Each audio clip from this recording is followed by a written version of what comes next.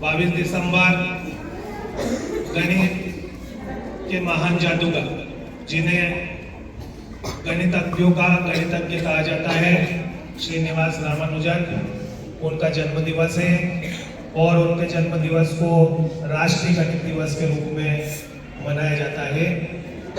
हम ये जानते हैं कि गणित की उपयोगिता सार्वभौम है।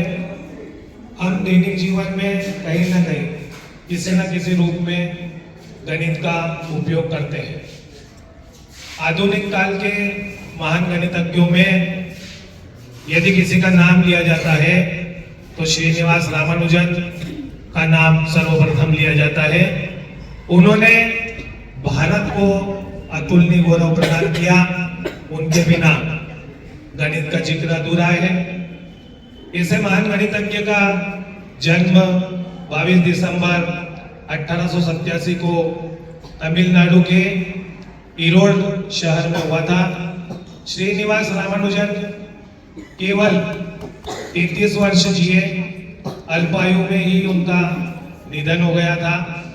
लेकिन इतने कम समय में ही उन्होंने गणित की कई जटिल रिसर्च पूरी की।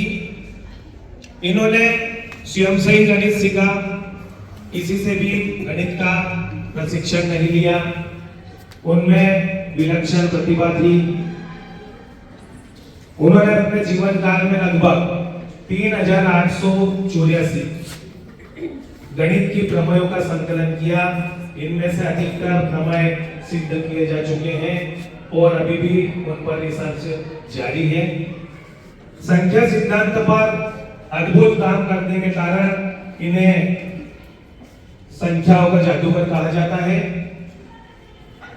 महज 12 वर्ष की आयु में इन्होंने ट्रिग्नोमेट्री में महारत हासिल कर ली थी और स्वयं की बनी कई थ्योरम स्थापित की। इन्होंने रीमैन श्रृंखला, हाइपरजियोमेट्री श्रृंखला, जेटा फंक्शन के कार्यात्मक समीकरणों पर काम किया। गणित का जिक्र श्रीनिवास रामानुजन जी के बिना अधूरा है। वास्तव में रामानुजन जी को इतिहास के महान गणित विचारकों में गिना जाता है।